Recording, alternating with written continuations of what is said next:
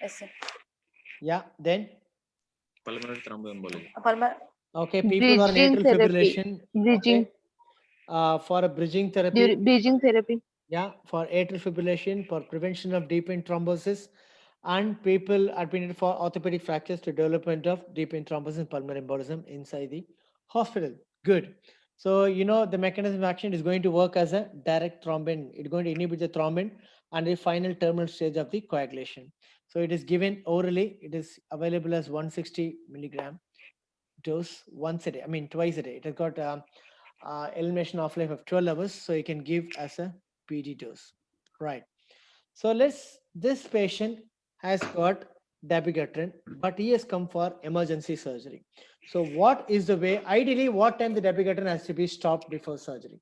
3 days before surgery, sir. 3 days. 3 days.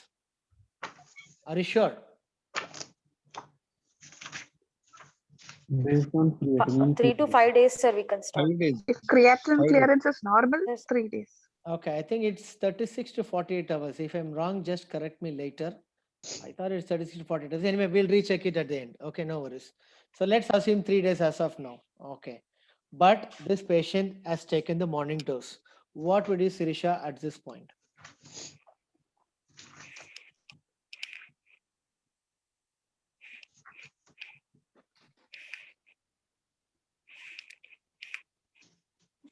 Is there any way to acutely reverse the effect of dabigatran?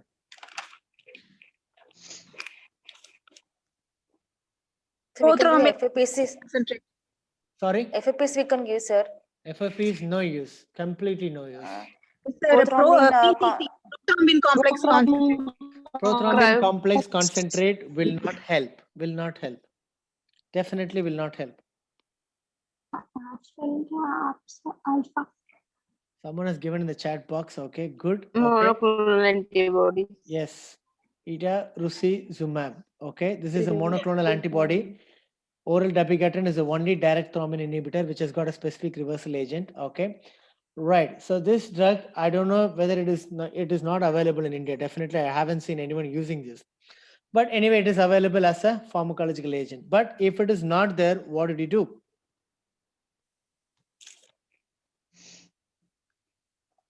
Dialysis. Okay, hemodialysis is the only way to remove the dabigatran out of the body as soon as possible. Okay. Pharmacologically, you can reverse with itarucizumab. If it is not available, hemodialysis is the only option. Got it? Yes, sir. Okay. Now you optimize, you're getting ready. So we spoke about your continued beta blockers, you have continued statins, and the patient is coming in the preoperative waiting room. So how do you proceed now?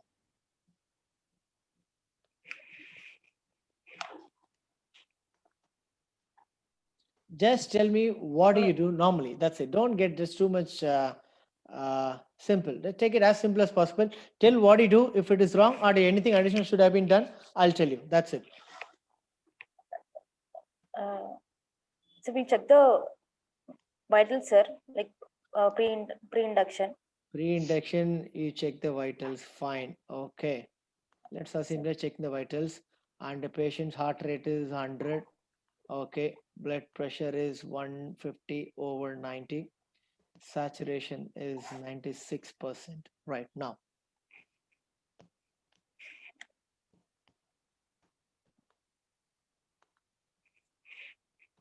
What do you do? Anything specifically in the pre-induction? See, just tell me what do you do inside the OT. That's it. Don't worry about anything. What do you do normally when this patient come to the waiting room? That's it. Angiolisis, we'll ask- midazolam. Okay. Sir, First get an IV access, right? Okay. yes, sir. You get an IV access. That's what you do, isn't it? Yes, sir. Okay. You get an IV access. You're going to attach some monitors. What do you do? Now, is it a good vital to start? Why the monitor is showing this much amount of hemodynamics? Patient may be anxious. Anxious. So what do you do to control this hemodynamic changes? We can give pre-medication. Okay. What pre-medication you want to try? Midazolam we can give, sir. Okay. You want to try With, anxiolytics. Okay. Like midazolam. Yes, Okay. So what class of drug is midazolam? Benzodiazepines. Okay, benzodiazepine. Can you tell me any specific unique feature of midazolam vial? Vial, sir. Okay. Tartomerism will be there. Okay, That what is is- mean by tautomerism? Very good. Okay. Sir, it is having both lipid solubility and water solubility, sir. When Okay. ring is opened, it will be like water soluble, sir. Like Okay, so that is what available as formulation. pH. Okay. Yes, sir. Yes, sir. What is available in the formulation is got pH less than 4. Yes, Okay, sir. at pH less than 4 in the vials, the ring is open, it is water soluble. Yes, sir. The benzene ring is open It is and water soluble. water soluble. When you inject into the patient at a pH of 7.5 or 7.4, the ring closes and it becomes Lipid soluble. soluble. So that is why it is acting very fast. Very good. Does a midazolam has got active metabolite? Yes, sir. No. Has it got active metabolite or not? See, these are all commonly Sir. used drugs. You should know the pharmacokinetics of very commonly used anesthetic agents, right? So does it got an active No, sir. metabolite? No, sir. It has got active metabolite. Okay, right. So among all the benzodiazepines, diazepam, lorazepam, and midazolam, except lorazepam, both diazepam and midazolam has got active metabolite. So alpha hydroxymidazolam is an active metabolite of midazolam drug. Okay, good. Fine. Any other anxiolytics you want to try apart from midazolam? Um,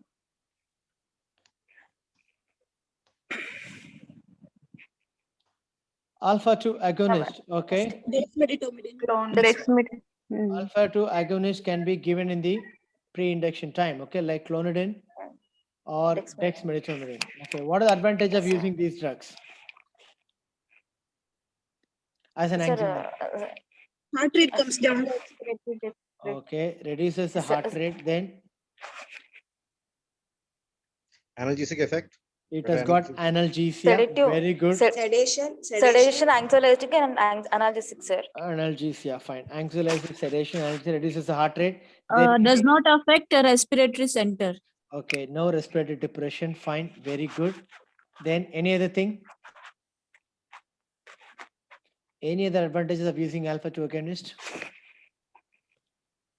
It reduces, Conscious sedation. Reduces the requirement of other anesthetics. yeah, reduces the opioid requirement, reduces the anesthetic requirement, so that when you avoid huge amount of anesthetic requirement, what happens? You have a better hemodynamic stability.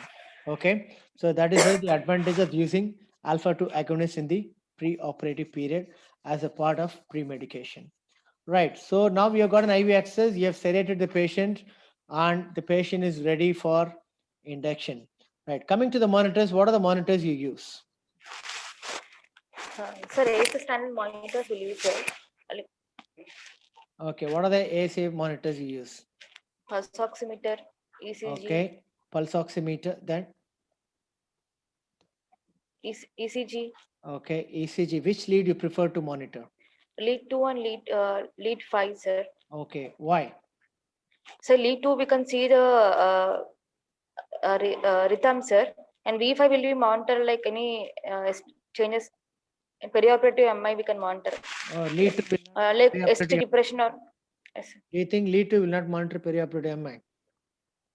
It will, sir, but Then why lead to and V5? uh, Which side of the heart the lead to sensitivity. is facing? Inferior. Okay. Inferior. This will face the inferior part of the Inferior. heart. This will face the lateral part of the heart. Lateral. Okay. So when you monitor two directions of the heart, the chances of finding ischemic event in the heart is more. So what is the percentage sensitivity identification of ischemia by these two leads? Lead 2 and lead V5 80%, sir. 80%. How much is it? 95%. 85%. It is almost 85 to 90%. When you add V4, okay, it becomes It's 90%. 98%. When you add V6, it becomes 98%. When you add one AVF, it becomes 100%. Got it? Okay. Yes, sir. So ideally, 12 lead monitoring is very good, But if you have lead 2 and V5, that is more than sufficient as it could detect 85 to 90% of intraoperative myocardial ischemia. Fine. So ECG done. Then you attach pulse oximeter. Fine. What are the monitors you use?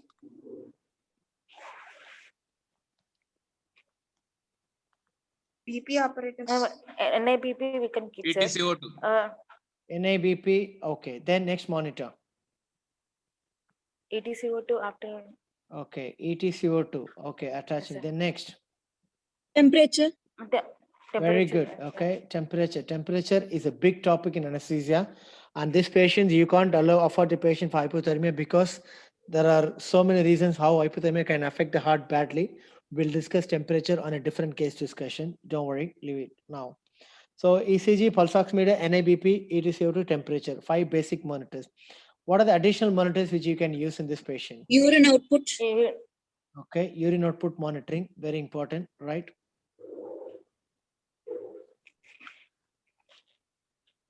Srisha, what are additional monitors you can use? Invasive Invasive Okay. BP. is invasive Okay. monitoring, sir. Invasive blood pressure monitoring. Do you think this patient might need this? No, sir.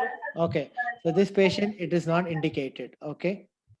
Because patient has got good function status, fairly well stable cardiac status, and is coming only for intermediate risk surgery. So invasive BP, you can have a low threshold, but that's not a mandatory to start the patient, right? Any other invasive monitors you can try. Transesophageal echocardiogram. Transesophageal echo. What is the advantage of using transesophageal echo? Intraoperative detection of new onset regional wall motion abnormal. Okay, so when the patient is having ST depression or Stereopia, ischemia, it can show you the new regional wall motion abnormality much earlier than ECG changes. So that's the advantage of using transesophageal echo. Any other monitoring which you could try? End-tidal sevoflurane. End-tidal sevoflurane. Not necessary, buddy. Don't worry. CVP monitoring, sir. Yes, CVP, basic things, okay? CVP monitoring, because you can guide fluids based upon a CVP. Again, it is not indicated in this particular patient as the patient is stable enough to undergo surgery without CVP monitoring. But if the patient is having any intraoperative insult, you should have a very low threshold for putting invasive blood pressure as well as putting the invasive CVP monitoring. If the patient is having a high risk surgery and the patient is having a high cardiac risk factors, you can consider pulmonary artery catheterization. Okay, right. So these are the monitors you do. Good. Okay, Sirisha, now we have started pre-induction, patient sedated, monitor has been attached. So what is your plan of anesthesia? You're going to put GA or you're going to put spinal for this patient? Sir, as this patient with strangulated, sir, emergency surgery, Okay. we planned at GA only. Okay, why do you want to put GA? Why do you want to avoid spinal anesthesia?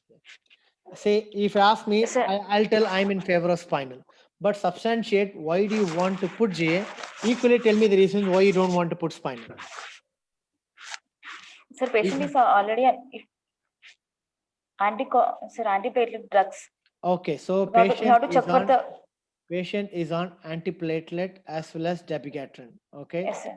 so the advantage of spinal hematoma is more. The chance of spinal hematoma is more. Hematoma is more. So you don't want to avoid spinal. Fine, very good, accepted. Then,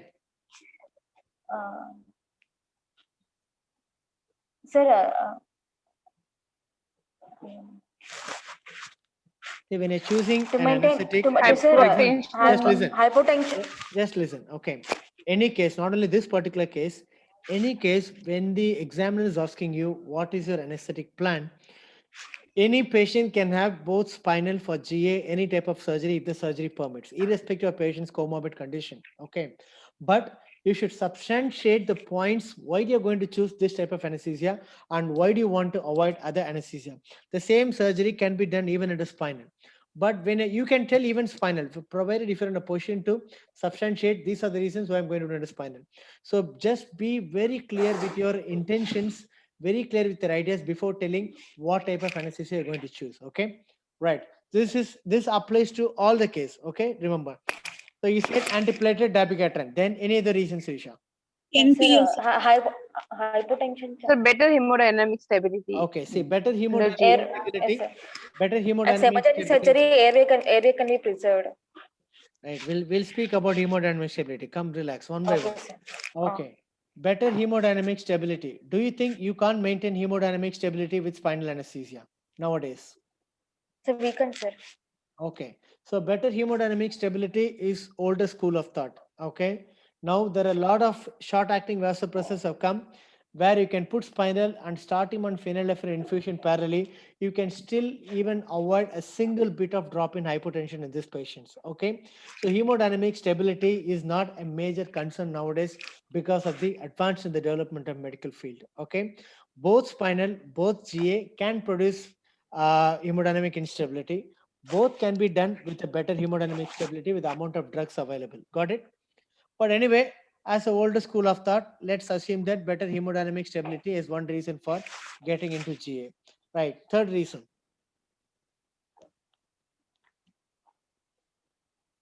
Surisha, what are other reasons why do you want to put GA for this patient? You said airway Sir, control. yes, sir. Why do you want to take airway control in this patient? As an emergency procedure, sir. Yes, emergency, all emergency surgery, we do it under full GA. No. Then why do you want to take airway control in this Aspiration, patient? Sir, aspiration, which respiration. Yes, aspect this chance patient will be is there? going an intraperitoneal surgery. Okay, who Yes. don't know, who might know, it might even have a gangrene inside. If there is a gangrene, they're going to have repair anastomosis, and so many multiple bowel handling chances are there. Patient could have peritonitis.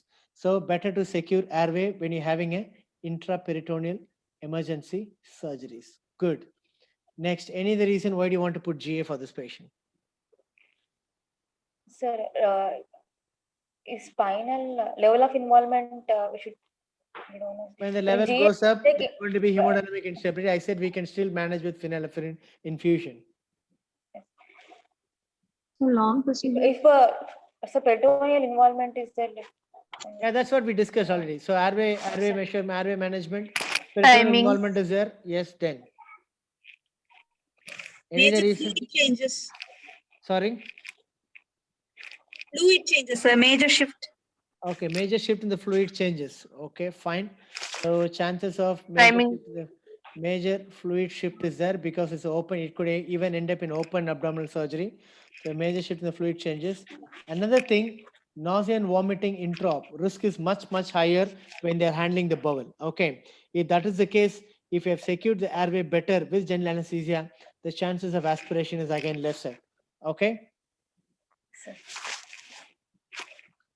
Okay, so spinal anesthesia, you can tell all the reasons why you don't want to put spinal anesthesia. Okay.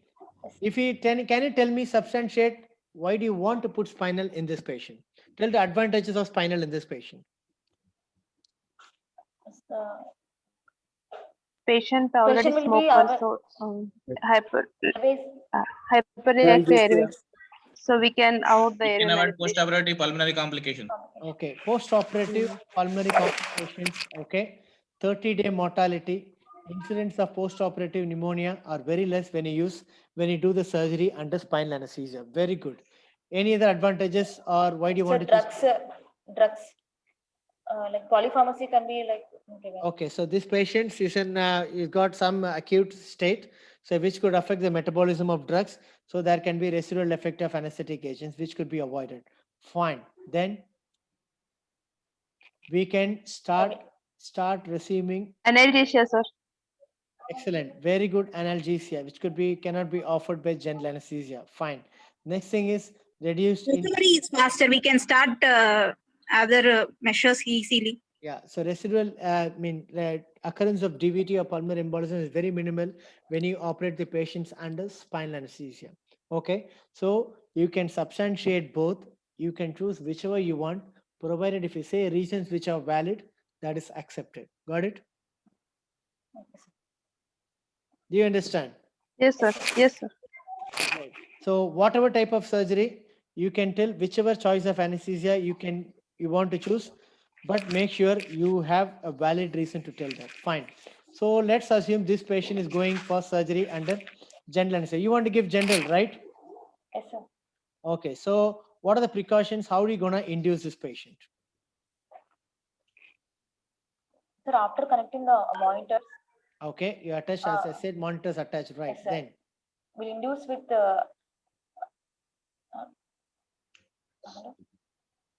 Pre-medication. Sir, Yeah, come on. Premise to avoid the tachycardia.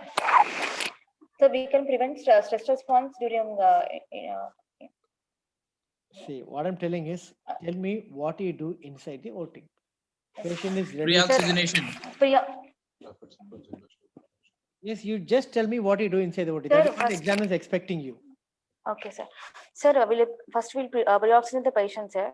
Okay, you want to pre-oxygenate with 100% Yes, sir. oxygen. Oxygen. Okay, how long you going to oxygenate?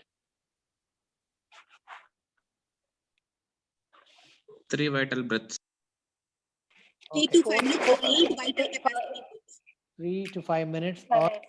8 vital capacity. 4 to 8 vital capacity breaths. Okay, what is the purpose of pre-oxygenation in this patient, Sirisha? To increase in the oxygen, sir. To increase, Dehydration, sir.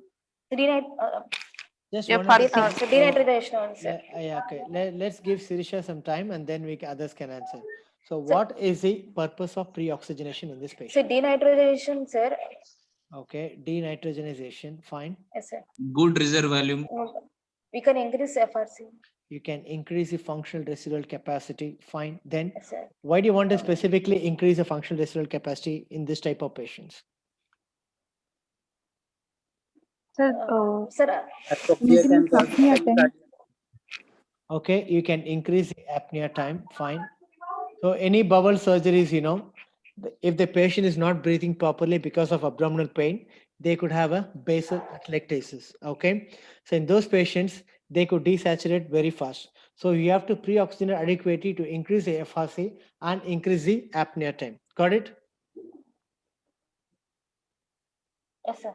Okay, fine. So you have adequately pre-oxygenated, you have increased the FRC, and then what is the next thing? Sir, will induce. So before induction, we can to prevent the stress response, we can give lignocaine 1.5 mg per kg. Oh, do you And, give before induction? What is this? Is Sir- that done? Is that done in the theaters? I'm expecting one important word from your mouth.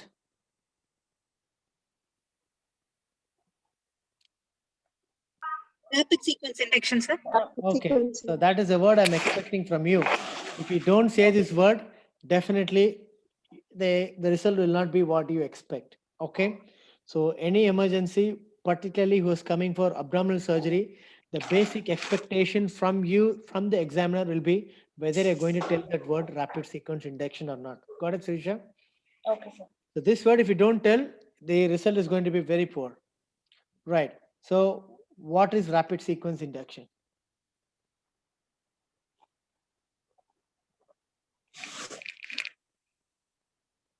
Silix manure. Okay, if exam is asking what with is rapid IV sequence induction drug. if there is a definition for rapid sequence induction.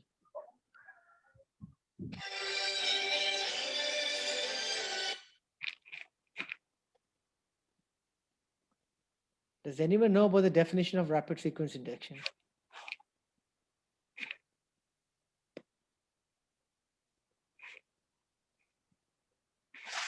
Guys, this is totally bad.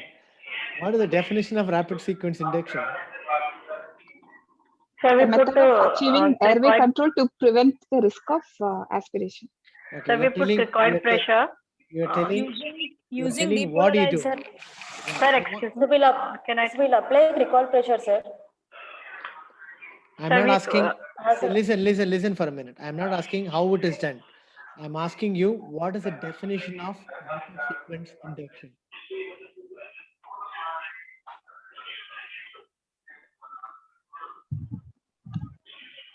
Fastest means of controlling emergency airway.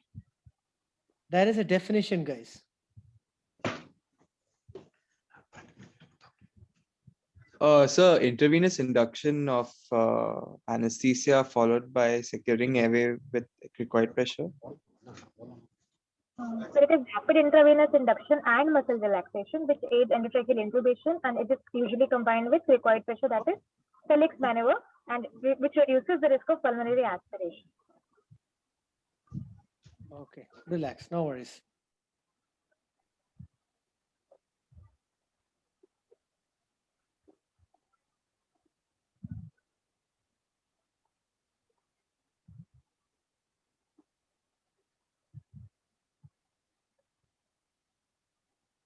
Hmm? কি করে জানো?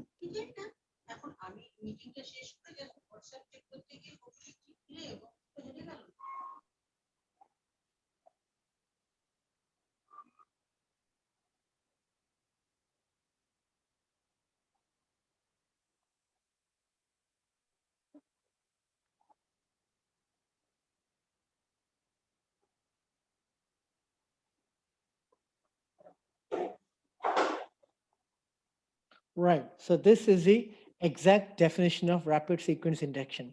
So inducing a patient with a rapidly acting intravenous induction agent after adequate pre-oxygenation and putting the patient on a short-acting muscle relaxant and intubating the patient without intervening mask ventilation. So this is the full definition of rapid sequence induction. Okay. What you all telling is right. You are telling how it is done, but the definition is a definition. Got it? So use a rapidly acting intravenous agent and after adequate pre-oxygenation and then using a short-acting muscle relaxation and intubating the patient without intervening mask ventilation. Okay, this is what the word which is very important. Okay, so this is the definition of rapid sequence induction. Got it? Yes, sir. Okay, fine, Sirisha. So how do you do rapid sequence induction? Now you tell me.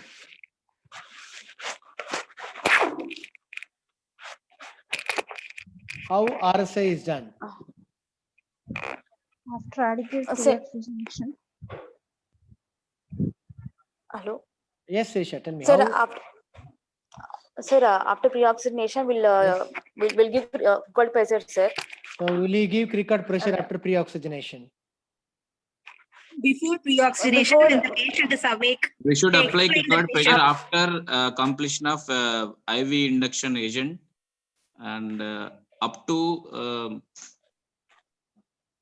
Guys, putting these a things, airway. these things, these things, there shouldn't be any haphazard because this is very, very basic thing. I don't know what's happening. So you pre-oxygenate, okay. You start inducing the patient. As the patient goes off to sleep, you're gonna start applying cricoid pressure mild, okay. There should be mild cricoid pressure as the patient is going to sleep. You have to communicate with this patient before applying mild cricoid pressure because the patient's consciousness will be still there. As the patient slowly goes on to sleep, then you're gonna increase the cricoid pressure. This is how you do, right? Yes, sir. Okay. So as you induce slowly, put your fingers, thumb on one side and 3 fingers on the other side of the cricoid. Gently apply mild pressure. Don't apply too much pressure. At that point, patient will feel choking. As the patient is completely off to sleep, then you can increase the cricoid pressure and then close the esophageal orifice. So why it is done, Sirisha? To prevent the aspiration, sir. Okay. So to prevent the aspiration, what is modified RSI?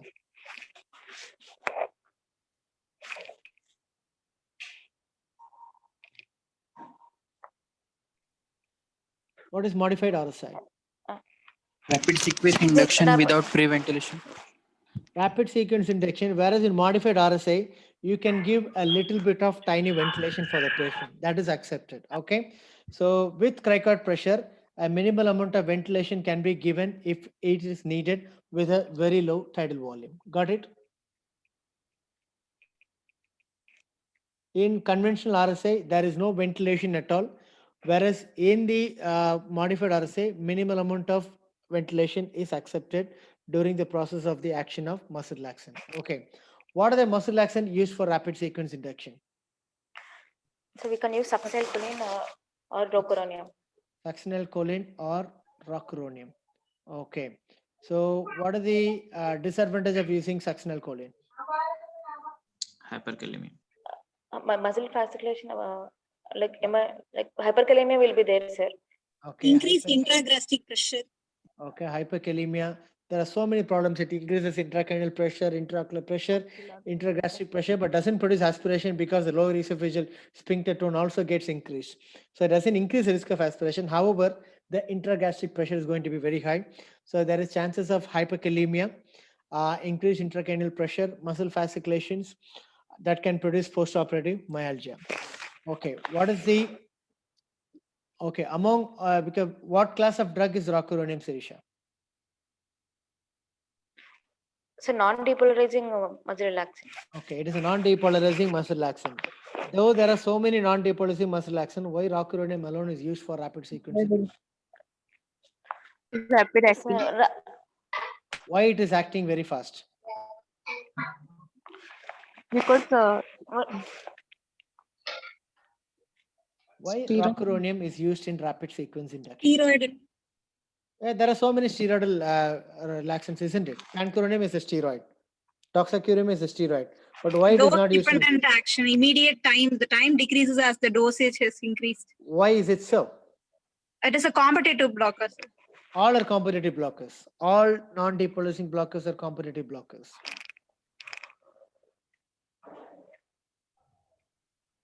But why specifically rocuronium is alone used in RSA? Do you understand my question, right? Because there is a reversal agent. No, it is not like that. No.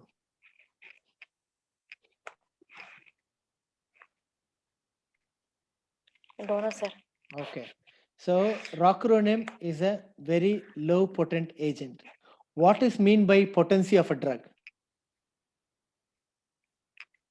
At smaller doses, it gives its efficacy. Okay, so a drug which is at smaller dose produces maximal effect. For example, if you take lignocaine, take bupivacaine, which is more potent. Bupivacaine. Why is it so? At lower doses, it produces It is 0.5%, it is 2%. So the similar effect is produced by 0.5%. For the same effect to produce lignocaine, you need 2%, which is higher concentration. So that is why bupivacaine is highly potent than lignocaine. Lignocaine is less potent. Similarly, when you use a low potent drug, what happens? The amount of dose requirement is going to be very high. Unmute and tell me whether you're able to understand this point. Yes, sir. Yes, sir. So since rocuronium is a low potent agent, you have to use a higher dose. Okay. Say for example, if this is a neuromuscular junction and these are the receptors. Okay. Let's take atracurium as one example. Let's take rocuronium as one example. What is the induction dose of atracurium? 0.5 mg per 0.5 kg. mg per kg, sir. For 60 kg, you're gonna give 30 milligram. Okay. What for the same 60 kg, how much rocuronium you use for rapid sequence induction? 1.2 mg per 1.2 kg. milligram per kg. So which is almost 90 milligrams, right? Fine. Do you understand? You're going to use 90 milligram for induction. Now see the concentration gradient between the plasma circulation of 30 milligram molecules here and the neuromuscular junction. Which will reach the neuromuscular junction fast? Rocuronium. Because of the gradient, okay, because of the gradient, rocuronium will reach very fast. Okay, when you use more dose, there is going to be more drugs, it will reach very fast. So it is time sensitive dependent action, mainly because of its low potency. Because it is a low potent drug, you are forced to use a high concentration or higher dose. So that higher dose creates a wider gradient, and that is why it is acting very fast. Do you understand this point? Yes, sir. Yes, sir. Okay, no one would say told you this so far for any of you. Sir, can you explain again, please? Okay, so as I said, rocuronium is a low potent agent. Low potent agent in the sense it means you need to have a high concentration of the drug in the plasma circulation for it to act. If you see the dose of atracurium, it is 0.5 milligram per kg. Whereas if you see the rocuronium dose for the induction, it is almost 0.9 to 1.2 milligrams per kg. So if it is a 60 kg male patient, if you're using atracurium for induction, you're gonna give 30 milligram. For the same patient, if you use rocuronium, you're gonna give almost 60 to 90 milligrams.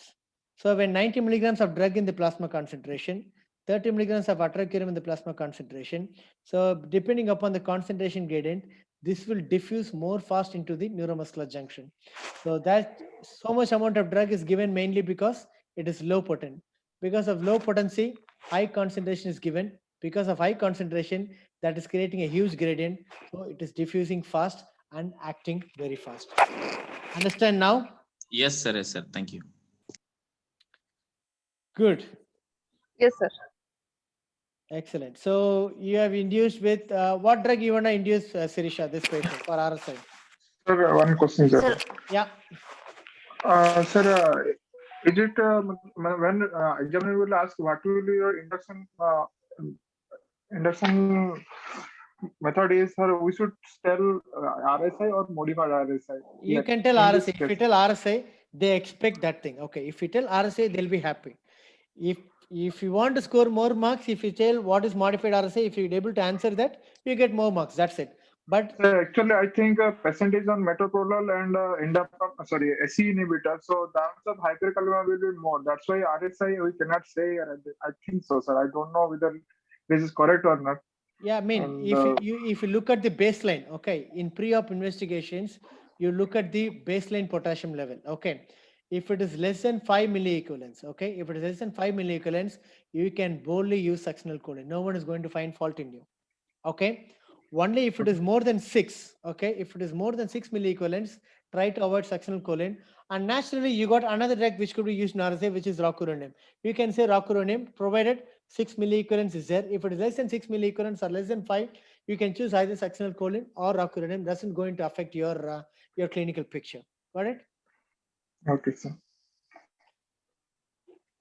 So it all depends upon your baseline potassium value in your preoperative blood investigations. Okay. Okay, sir. Thank you. Generally, the combination of beta blocker and AC inhibitors doesn't produce such alarming hyperkalemia unless the patient is having severe CKD or any hypovolemic shock or anything like that. In general, they are well controlled. But the bad combinations are AC inhibitors and potassium sparing diuretic. Only those two drugs produce very high hyperkalemia in the patients. Got it? Yes, sir. Yeah. So yes, Sirisha. So what induction agent you going to try in this patient? sir, rocuronium. Induction agent. IV Induction, sir, propofol titrated doses we can use, sir. Okay, how much propofol you use? 1.5 to 2 mg per kg, Okay, sir. you're gonna give 2 milligram per kg. Right, Yes. fine. Then after propofol, what do you do? Sir, we'll give, Just tell what you do inside the OT. Yes. That's it.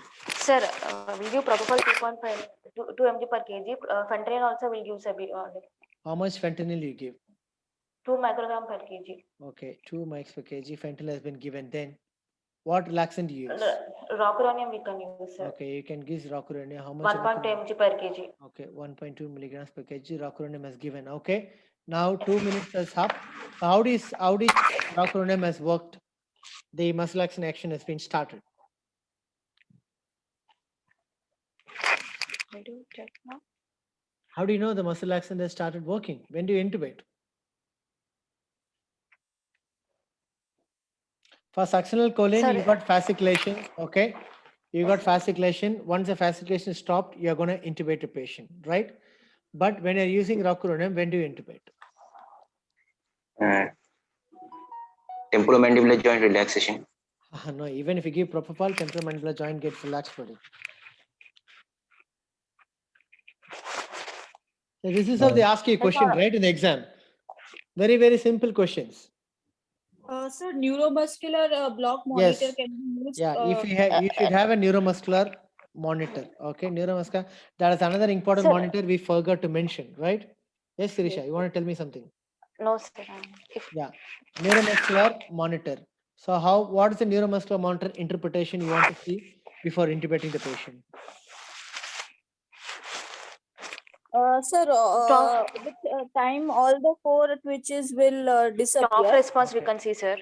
Okay, you can find all the 4 response, all the 4 twitches getting disappear in off. Okay, so that means more than 90% of the receptors are getting completely blocked. So that is ideal time. Generally, it takes for a 1.2 milligram per kg dose, it takes almost 45 seconds, 45 to 60 seconds, right? Equally matching with the succinylcholine onset of relaxation time. Okay, fine.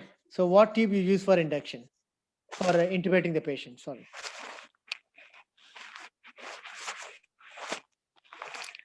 Hello, sir. Yes, Sirisha, what is the tube you use?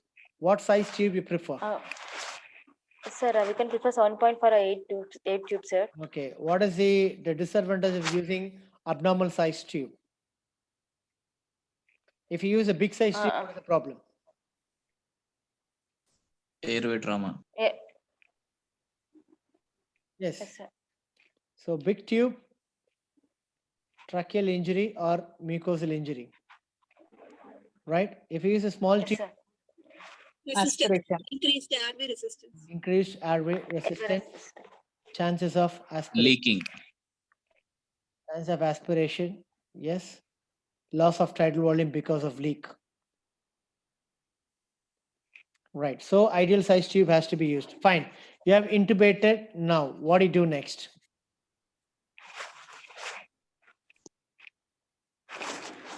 Just tell me what you do inside the OT after intubating. That's it. Check for the So we placement can, of tube. Bilateral air entry. entry. Okay. You check for the bilateral With air entry. ETCO2 we can see. Yes, sir. Airway pressure. Airway pressure. Bilateral air entry. You're going to check ETCO2. Okay. ETCO2. Then, Put on control ventilation after air entry. okay. Okay. You checked ET tube is there inside. Then what you do? You're going to inflate the cuff. Inflate the cuff. Okay. Then what do you do? Inflate and secure the cuff and release the pressure. Secure the tube. Inflate the cuff, secure the tube, and then importantly, release the cricoid. Release the pressure. The cricoid pressure. Unless the cuff is inflated, never ever release the cricoid pressure. Got it? Got it? Yes, sir. Yes, sir. Yeah. So this patient, after intubating, right, you're going to put him on the ventilator. How do you maintain the patient for anesthesia? Inhalational. Sir, we How do you maintain? Yes. inhalation agent we can use, sir. Inhalation agents. What inhalation agents you want to use? Sevoflurane we can use. Okay, you can use sevoflurane. Is there any Yes, inhalation agent which should be specifically avoided in this patient? Sir, Nitrous isoflurane. oxide. Desflurane. Desflurane, sir. It increases tachycardia. Nitrous oxide. Okay, one by one, one at a time. Sir, desflurane we can. and halothane. Okay, Excuse me, sir. Desflurane, Please, sir. let me mute everyone. Okay, let me mute everyone. Just one unmute and just start telling me. Nitrous oxide. I'm speaking about inhalation agents, not the gas. Okay, inhalation agents. Sevoflurane. Desflurane, sir. Desflurane. Okay, why desflurane? Causes tachycardia. Smoker, it can cause And it- increased airway response. Airway reactivity. Okay, so it can increase airway reactivity in every patient, but are we stop using desflurane in all the patients? No. It is He's a not smoker, so. sir. So he's a smoker, but he has stopped smoking for 6 months. And moreover, patient is having ET tube inside. So do you think all smokers are having exaggerated activity? No. So desflurane should not be used only for induction, inhalation induction, particularly for smokers. For maintenance, you can use for any patients. Desflurane is also a powerful bronchodilator. Listen guys, desflurane is only an airway irritant to the upper airways, whereas for the lower airways, it is equally powerful bronchodilator. Got it? Don't confuse yourself. It is an airway irritant only for the upper airways, not for the bronchodilator muscles. All the bronchial smooth muscles will have powerful dilatation in response to all inhalation agents. So desflurane is not used only for inhalation induction of anesthesia because it irritates the upper airway and produces laryngospasm. Unmute and tell me whether you've understood the difference. Yes, sir. Okay, so desflurane, it need not be avoided. It can be used even in a patient. Desflurane can be used. So things which has to Isoflurane be for avoided. coronary story. Okay, there is, I mean, it is a theoretical myth. Isoflurane, they tell that it should be avoided in coronary disease mainly because of steel, but so far it has not been evidently proved. And moreover, isoflurane is relatively more cardiac stable inhalation agent. So the usage of isoflurane to use or not use depend upon the institutional practice. Anything which has to be avoided, inhalation agents. Halothane. Okay, why do you avoid halothane? It causes myocardial contractility. Okay, it suppresses the myocardial contractility very severely. This affects very minimally. The myocardial contractility is affected very minimally by the sevoflurane, whereas halothane is a powerful myocardial suppressant. Then it sensitizes the heart to the adrenaline. Okay, These are the reasons why halogen should not be used specifically in this patient. Good. So you have chosen sevoflurane, Sirisha. Fine. Then what are other things you use for maintenance? Sevo then?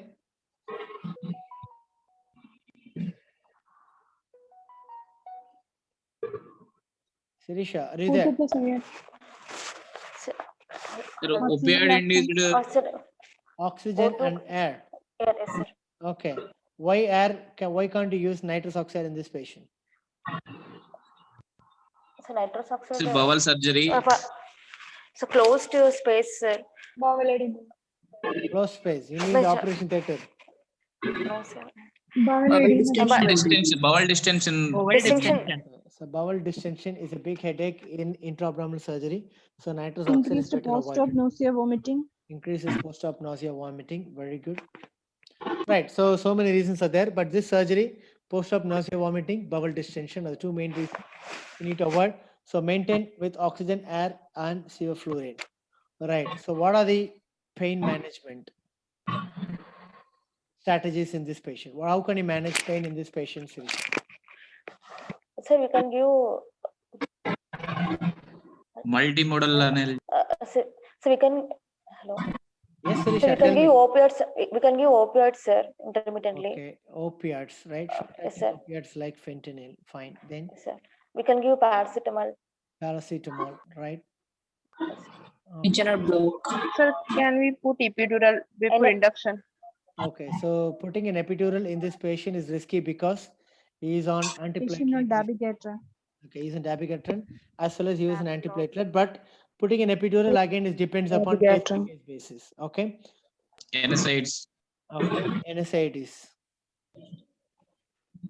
Provided if the renal function is normal, you can put him on NSAIDs. Fine. Ultrasound guided tab block. Okay, so regional anesthesia options. What are the regional anesthesia? Tab block. We can give, sir. Alpha 2 agonist, someone is trying dexmedetomidine. Okay, we'll put alpha 2 agonist, right? What are the regional analgesia options for these patients? Tab block we can give, sir. You can give tab block, then 12 block. you can give quadratus lumborum block, then I think those things. Epidural has to be avoided in this patient having given the coagulation issues. So you can try ultrasound guided tab block or quadratus lumborum block for pain management in these patients for hernia repair, or selectively ilioinguinal iliohypogastric nerve block.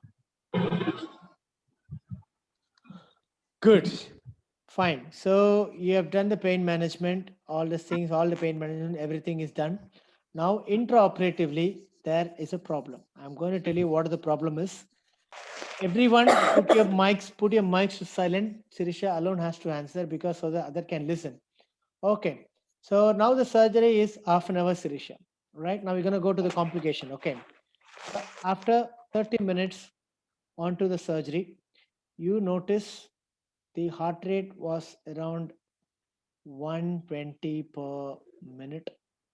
The blood pressure is reading 180/90 millimeters of mercury. Saturation is 99%. On ECG in the monitor in lead 2 shows ST depression of 1 millimeter mercury. Good. How do you manage now? Sir, hello. Yeah. So we have to treat tachycardia is that, sir? We have to treat for like, so depend the Don't get so panic. plain of anesthesia. Relax. Don't get panic. Relax and tell me why is this problem happening? Why the patient is having ST? Sir, plain of anesthesia, sir, and pain may be there. Okay. Why the patient is having ST depression? That is the first question. So ischemia. Okay. Why there is ST depression is only one, sir. I'm just expecting one single word. Periopemic. So if the patient is having ST depression, what does the clinical information does it convey you?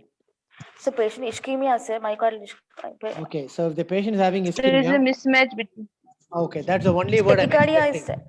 That is the only word I'm expecting. There is a oxygen demand. mismatch in the Demand and supply mismatch, sir. Okay, this word they will expect you, particularly when this type of patient coming for your examination. So oxygen supply and oxygen demand. Demand. Okay, what are the factors affecting oxygen supply? Oxygen content, sir. Oxygen content. Okay, fine. It depend upon the like 1.34 into hemoglobin saturation. Okay, 1.34 into hemoglobin, oxygen saturation. Then, So coronary Into cardiac perfusion output. pressure, sir. wait a minute, oxygen content is sir. not completed. Yes. Yes, sir. Hello. Into cardiac output. Plus 0.003. plus 0.003 0.003. into PO, partial pressure of oxygen.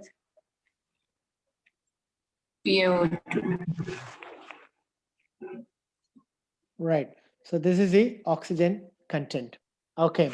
Can any problems here could produce this change? Saturation is normal. Hemoglobin we had like Cardiac output. Relax a bit, doc. Just everyone please keep quiet. Listen. This is the most vital part of the case discussion. Everyone please listen. Yes, Sirisha. Can the patient having problem in this part of the segment of oxygen supply can develop this type of change? yes, sir. When? Sir, if hemoglobin Yes.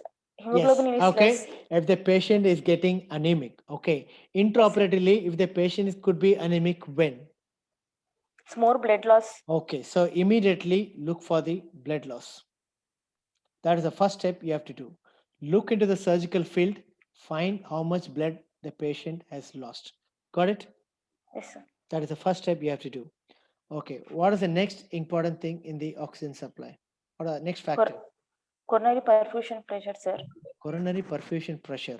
Is it coronary perfusion pressure or anything else?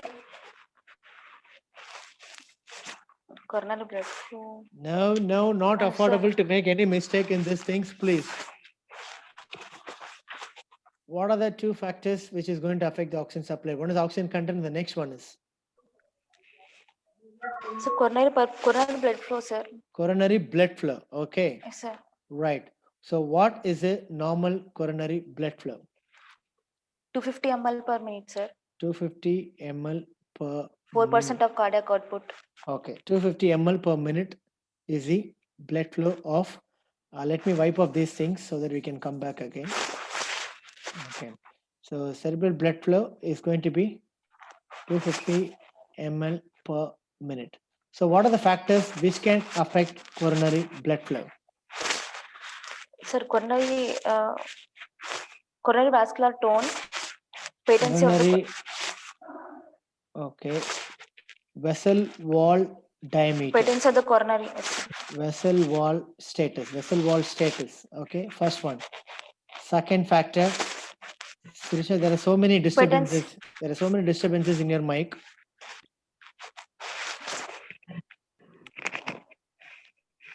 Hello, sir. Yeah. I think it's someone else's mic. Yeah. So vessel wall status. Second factor is coronary perfusion pressure. Perfusion pressure. And the third factor? So patency of coronary. That's a vessel wall status. We yes, sir. discussed coronary perfusion pressure, vessel wall status. There's one more factor which is going to affect the coronary blood flow. Contractility. No. Viscosity. Diastolic time. Cardiac output. Timing. Voltage. Diastolic time, sir. Diastolic timing. Diastolic time. Okay, so these are the three factors which is going to affect the coronary blood flow. What are the factors which is going to affect the vessel wall status? One is the deposits, which is nothing but the Yes, sir.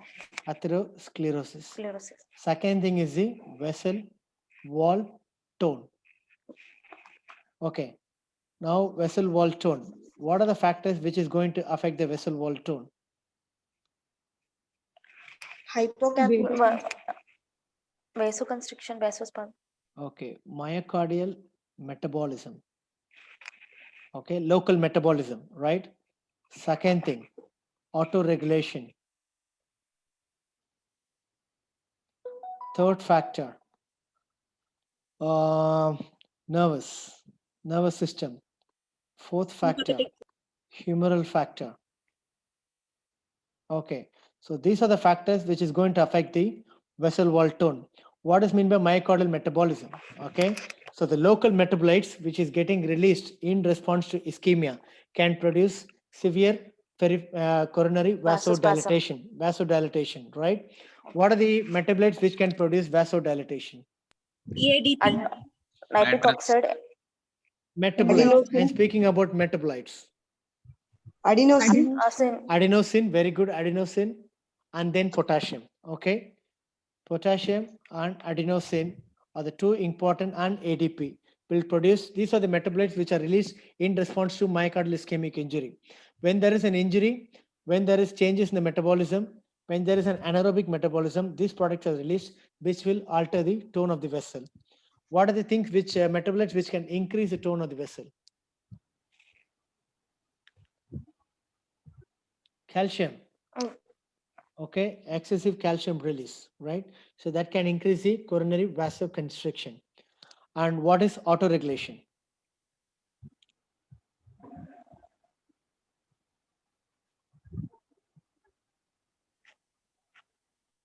Sirisha, what is autoregulation? Sorry. What is meant by autoregulation? Maintaining coronary perfusion. Yeah. To maintain the perfusion, sir. What is the definition of autoregulation? What do you mean by the term autoregulation? It will.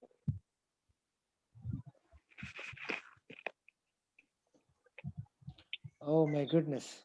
Over a wide range of BP, the blood flow is regulated. See, there is a standard definition. Okay, maintaining the blood pressure over a wide constant in spite of maintaining a constant blood flow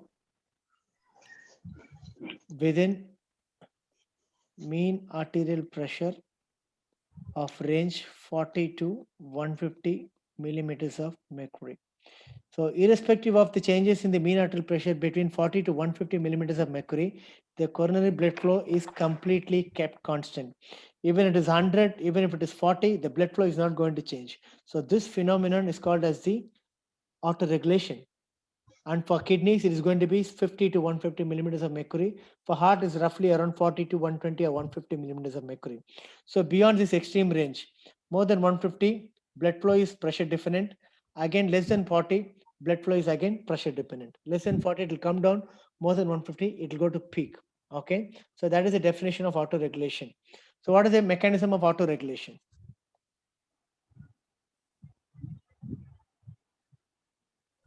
Flow metabolism coupling. Flow metabolism coupling. Okay, that we spoke about the local metabolic here.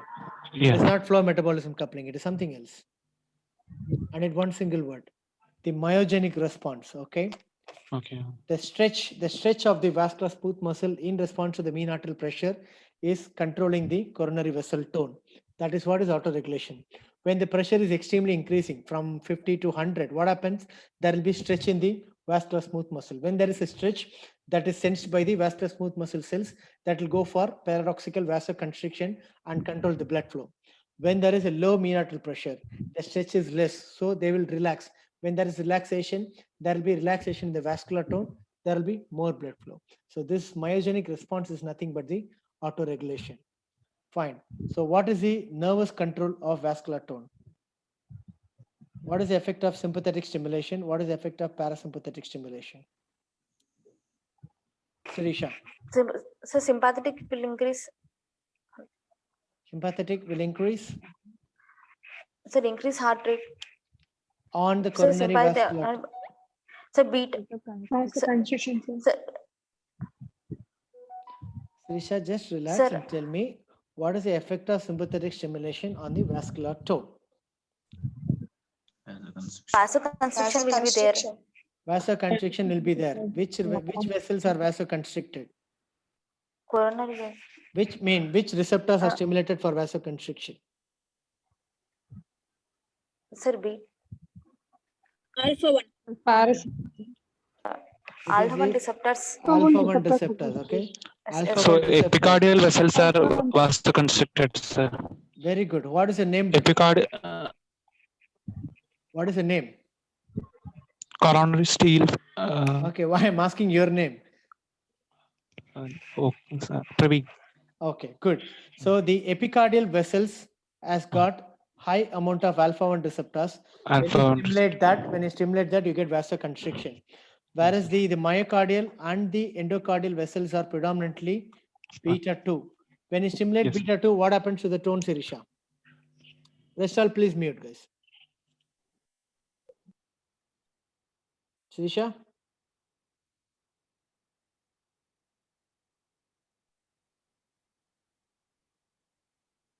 I think she's gone out. Okay, so when you stimulate beta 2 receptors, what is the effect on the vascular tone?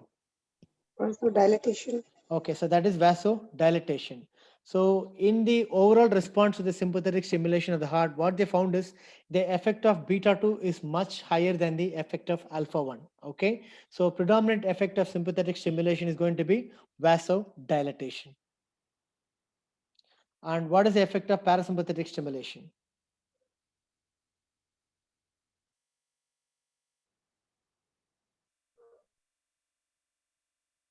Yes, anyone? Decrease in heart rate. I mean, on the vascular tone, we are speaking only about vascular tone. Sir, weak vasodilatory effect. Okay, it produces vasodilatation effect by blocking by stimulating the release of acetylcholine. So parasympathetic stimulation reduces the vascular tone. Coming to the humoral factors, what are the humoral factor hormones which can affect the vessel wall tone? Catecholamines. Okay, catecholamines we spoke in the sympathetic system. Leave that. Any humoral factors? Vasoconstrictors, vasodilators. Vasoconstrictors. Yes, very good. Angiotensin 2, vasopressin, and endothelin. Endothelin, yes. Okay. Vasodilators, nitric oxide. Oxide. Nitric oxide. And then PIP. So these are the humoral factors which is going to reduce the vascular tone. Okay, so when you just speak about the vessel wall status, these many things are there. You have to consider what are the possible reasons why the patient could have got ST depression in this patient, right? Okay, right. Let's move on to coronary perfusion pressure discussion. What is meant by coronary perfusion pressure? How do you calculate that? Hello. Yeah. So coronary perfusion pressure is equal to the left ventricular aortic diastolic pressure minus left ventricular end diastolic pressure. Okay, aortic diastolic pressure minus left ventricular end diastolic pressure. Right. So this is the coronary perfusion pressure. All right. Can you tell me the mean arterial pressure, formula for mean arterial pressure in the kidneys? Sir, mean arterial kidneys. Okay, just generally tell me what is the definition of how do you calculate the mean arterial pressure? Diastolic blood pressure plus 1/3 of pulse pressure, sir. Okay, diastolic pressure plus 1/3 of pressure. Okay, I think I want to tell a different thing. Let me tell you. Okay, have you heard about renal perfusion pressure? Yes, sir. What is meant by renal perfusion pressure? How do you calculate that? So it is nothing but renal Maintenance of map. systolic pressure minus renal diastolic pressure divided by the renal systolic pressure. Okay, so the perfusion of any tissues depend on the renal systolic blood pressure. I may got it. Do you got the point? Yes, sir. The perfusion of majority of the organs or even 99% of the organs depends only upon the systolic pressure. Whereas in coronary perfusion pressure, you are using aortic diastolic pressure and not aortic systolic pressure. Can you tell me why? Because blood Because the perfusion of only during that. Sir, perfusion occurs during the diastole. Yes, good. Okay. To stress this point only, I've just asked you about the renal perfusion pressure. So heart is the only organ which is going to get perfused under diastolic phase. So that is why aortic diastolic pressure is more important than the aortic systolic pressure, right? Yes, sir. Very good. So that's the definition of, so what is the perfusion of the right ventricle and the left ventricle during various cardiac phases? Are they same? Are they different? Right ventricle and, sir? Different. Okay, so which vessel, which ventricle gets perfusion during both the phases? Right side, sir. Right ventricle. Right sir. ventricle. Why is it so? Less muscular. Pressure is Okay. It is Due less to the pressure muscular. difference, sir. It is Due less to pressure. muscular. Between the left and right. Yeah, it is less muscular and it is less thicker and the pressure gradient is very less. That is why right ventricle is perfused both in the systole and the diastole, whereas the left ventricle is perfused predominantly only in the diastolic phase and not the systolic phase. So that is why what happens when you reduce the diastolic time. For example, what is the normal time of the one cardiac cycle? 0.8 seconds. 0.8 seconds. Okay, 0.8 seconds. How much is systole and how much is diastole? Diastole is 0.5 seconds, sir. Systole is 0.2 to 0.3 seconds and Diastole diastole 0.5. is 0.5 to 0.6 seconds. So when this is for a patient who is having a heart rate between 60 to 100. Okay, this is for a normal one. Supposing if the patient is going a heart rate of 120, as we saw in the monitor in this patient, what happens? Which phase is affected predominantly? Diastolic phase, sir. So diastolic phase is going to affect it predominantly. Systolic phase is always constant. Remember, systolic phase will not get affected unless the heart rate is going to get beyond 270, which is clinically not possible. Okay, so the only phase which is affected in tachycardias are only the diastolic phase. Okay, so when the diastolic phase is narrowed down, what happens to the cardiac Decrease output? in Decrease the perfusion. decrease in coronary perfusion, sir. Okay, decrease in the coronary perfusion because the cardiac output is going to get less, which is going Decreased. to reduce the aortic diastolic pressure. Second thing, left ventricle is perfused predominantly only during the diastole. When you shorten the time of perfusion, naturally you're going to have reduced blood flow to the left ventricle. Okay, good. So what could be the problem in this patient among these factors which could have caused ST depression? Do you think the vessel wall Sir, tone is affected in this patient by any of these factors? no. Possible. Okay, sir. Because of sympathetic stimulation, right? When the patient is in the lighter plane. Yes, sir. When the patient light plane, what happened? There is sympathetic stimulation, which could squeeze the epicardial vasoconstrictor vessels. Yes or no? Yes, sir.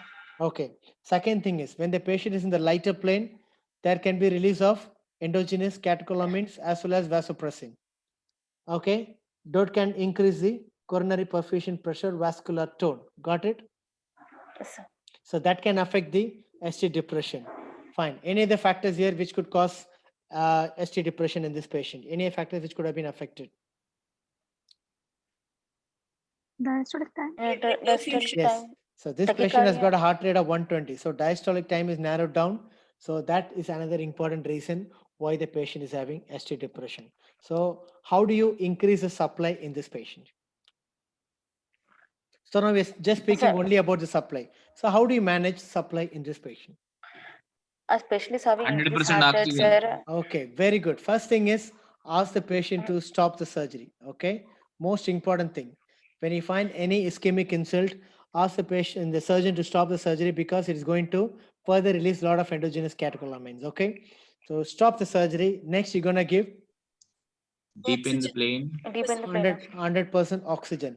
Next, as I said, light plane of anesthesia could cause tachycardia, that could produce loss of endogenous hormones, that could reduce the diastolic perfusion time. So in order to counteract all this, deepen the plane of anesthesia. Good. Deepen the plane of anesthesia. Either you're gonna give increased dose of inhalational agents, or you're gonna give a short-acting IV agent, or you're gonna give some opiates for pain relief. Then what do you do? Good muscle relaxation. Okay, I mean, that all comes under plane of anesthesia. You are given good muscle relaxation. You are given such a way that you're going to wake up one day tomorrow. Fine. So all plane has been deepened. Next. Anything else you can do to increase the supply? Dexmed to decrease heart rate. Okay, so you have to use pharmacological agents to increase the diastolic time. So what are the things which you can use? Esmolol. Dexmedetomidine. Beta blockers we can use, We sir. can use esmolol. Okay, short acting. Don't use long acting beta blockers. preferably ultra short acting beta blockers is preferred, like esmolol, or you can try some intraoperative metoprolol. Metoprolol. Okay, any other beta blockers you can try, which is very good for this patient? Labetalol, okay.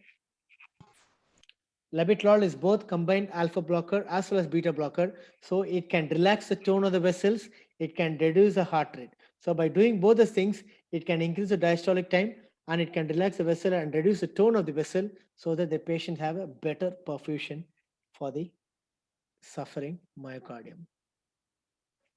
Okay. So now we increase the supply. Shall we move on to the next one? Yes, sir. Do you understand the point? How to approach a patient who's got a intraoperative ST depression, how to manage the oxygen supply alone? Yes, sir. Understood?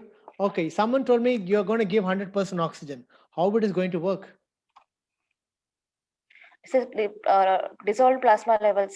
Okay, it is going to increase this component. Okay, this component is going to be absolutely static because hemoglobin gets saturated beyond a point. So you're going to increase the dissolved content. Okay, that is why you're going to give 100% oxygen.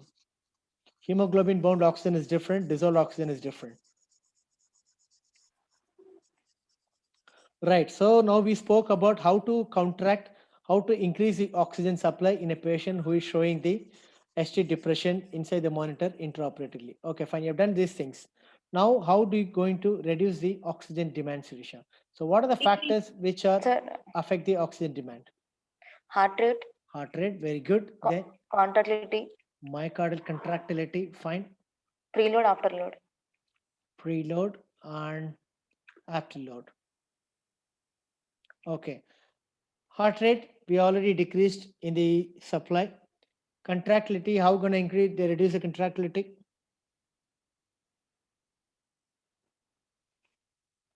Beta blockers again. Beta blockers only. Yeah, beta blockers is going to reduce the contractility. Decrease heart rate, decrease contractility. Okay, then you can give calcium channel blockers like verapamil, okay, which can reduce the myocardial contractility. But be careful when you use combine these two drugs, okay? They can produce severe myocardial depression. Okay, what do you do with the preload?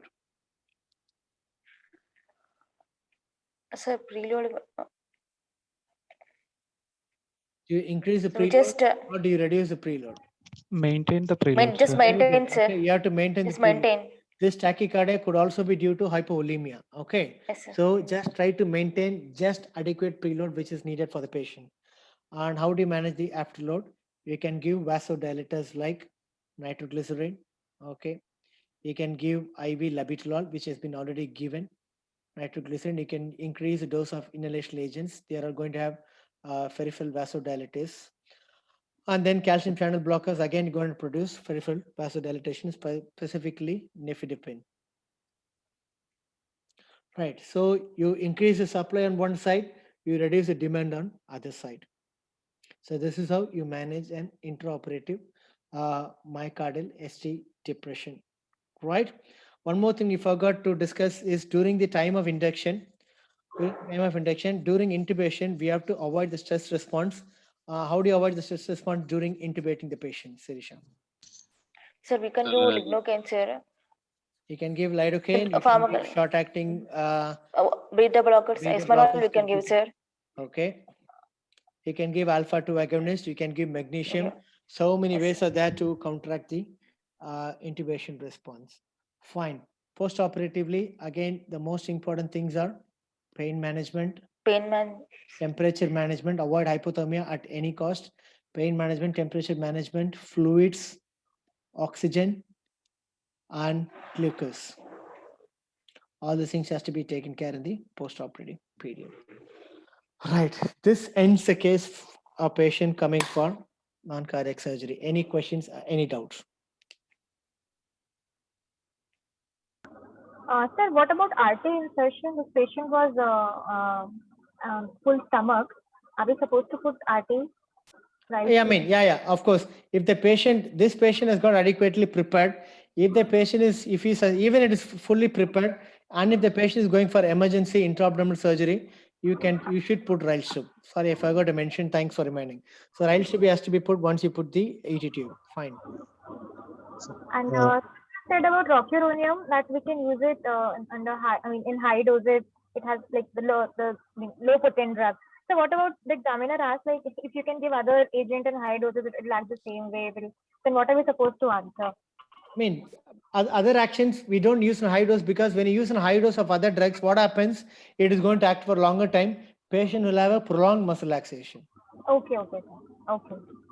Understood. Sir, Yeah. I have just one question, sir. Yes, please. We had discussed that the choice or the mode of anesthesia, general anesthesia versus spinal anesthesia, and sir, like you had told us that we should substantiate our points why we want either one of them. Yeah. So supposing, sir, we have now gone through exactly how we would go about giving the general anesthesia and the complications, perioperative complications, whatever it is.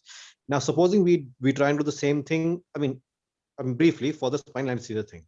So Okay. for that, supposing if we are able to give it, given supposing in the pre-op mode, in the assessment, we say in the investigations we do the PTNR and the correlation army studies as well, and that can help us guide whether we can give the spinal anesthesia at all or not. Supposing you can give spinal.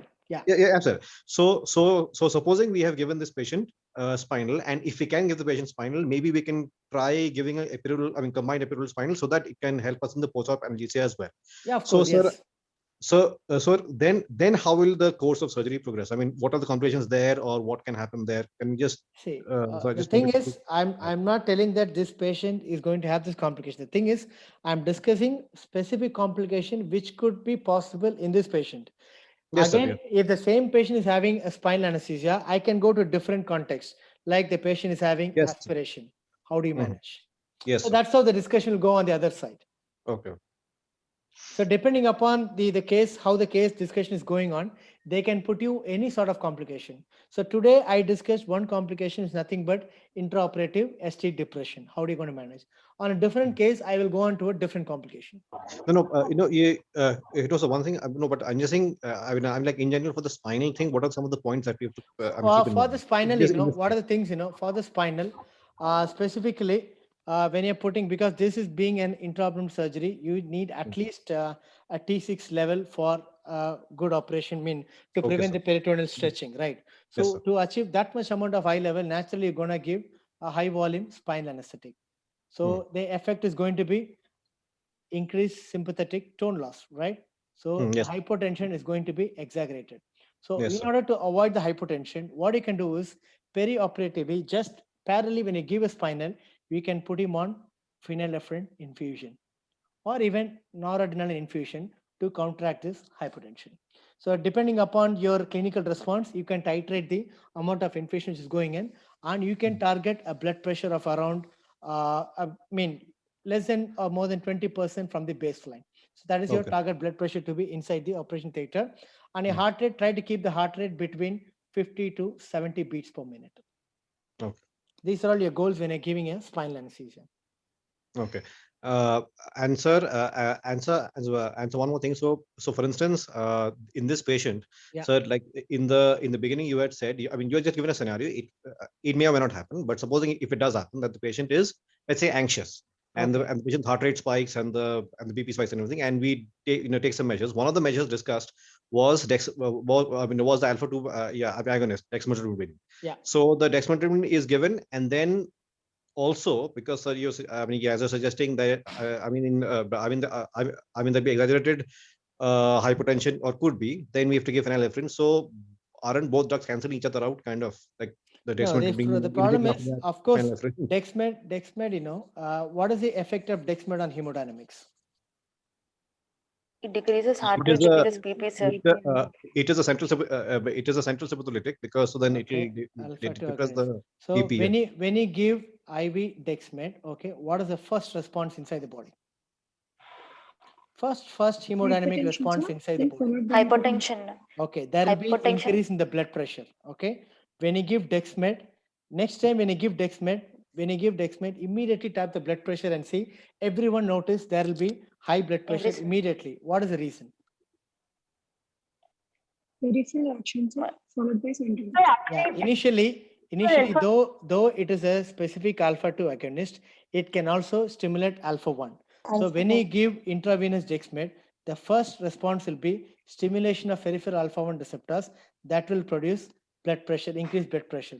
Because of the increased blood pressure, there will be reflex bradycardia. So the heart rate comes down. So the first response is low heart rate, increased blood pressure. Once it reaches the brain, it is going to stimulate the alpha-2. So at that point, you get bradycardia as well as hypotension. So this hypotension is what you worried about, isn't it? Yes, sir. Okay, this hypotension can be easily managed with either with ephedrine or phenylephrine. Normally, when you give bolus rapidly, okay, when you give a rapid bolus, say for example, the dose of bolus dose is 1 microgram per kg, okay, and the infusion dose is 0.2 to 0.7 0.7 microgram per kg. Yes, When sir. you give bolus of this and then start an infusion, you see a more exaggerated hypotension. Yes, sir. Instead of avoiding a bolus, if you directly start an infusion at 0.5 mg per kg, the chances of severe rate of hypotension is less compared to a bolus and Okay. followed by high dose infusion. Okay, sir. Even if the patient goes for hypotension, it is easily manageable with short-acting vasopressors. Yes. Do you understand the point now? Yes, sir. Absolutely, sir. So just one more doubt. So you talked about statins. I just missed the point. Sorry, sir. So statins, how is supposed to start it? Like before how much time, and what was the exact term of its action? I could not get it, sir. Which one? Statins, sir. Statins. Statins has to be started at least 30 days before surgery, or minimum at least 1 week. Even if you have 24 hours time, you can give 1 dose, but don't give just immediately before surgery. That's it. Why so? Ideally 30 days, if possible 1 week. If at all there is no chance, you can give even 1 dose before 24 hours before surgery. Okay. Okay. Sir, Sir, yeah.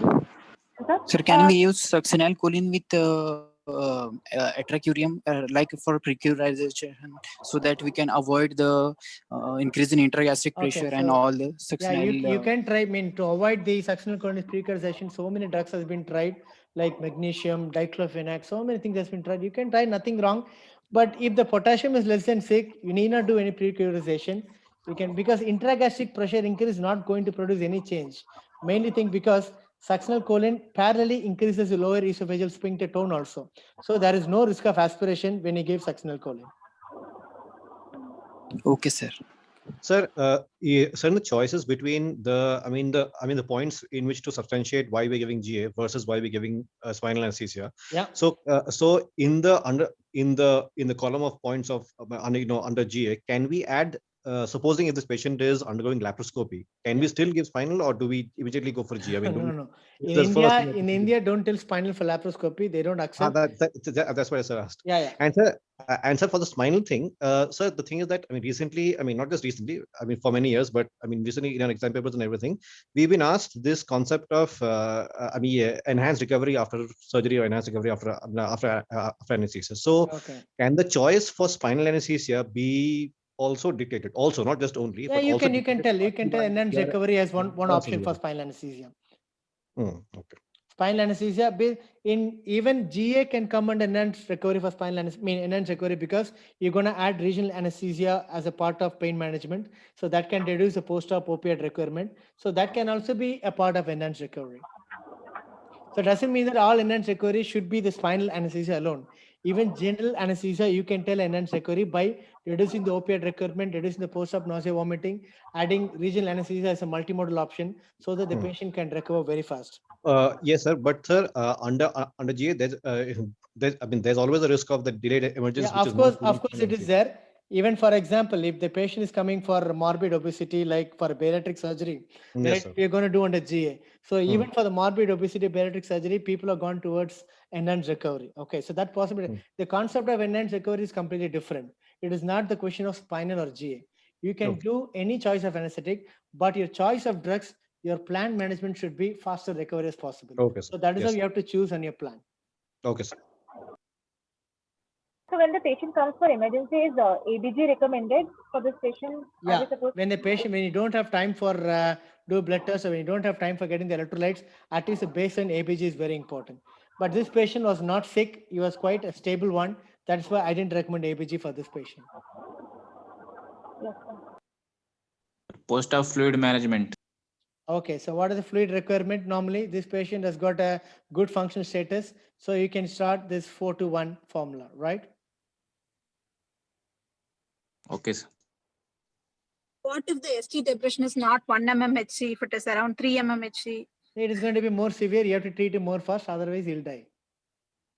As simple.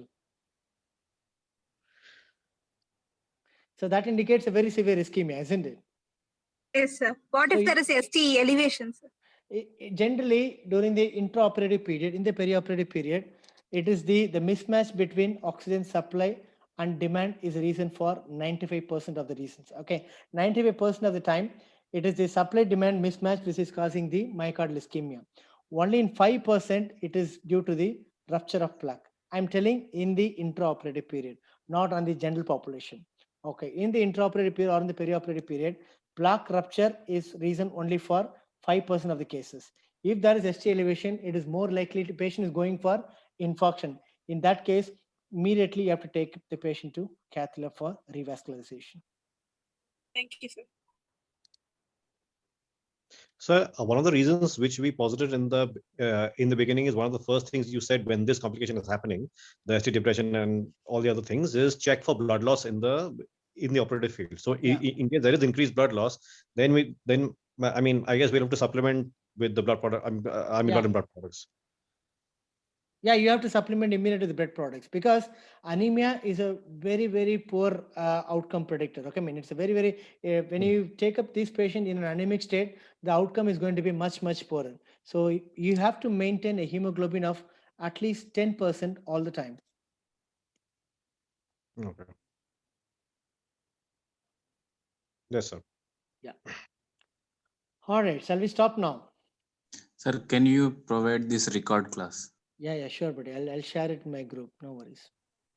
Thank you, sir. It was a very, very detailed discussion, sir. Thank you so much. Thank you, guys. Have a good day. Sir, next class. Thank you so much. Thank you so much. Thank you, sir. Next class, I'll update in the groups, buddy. Don't worry. Relax. Have a good time. Thank you, sir. Thank you, sir. Thank you so much.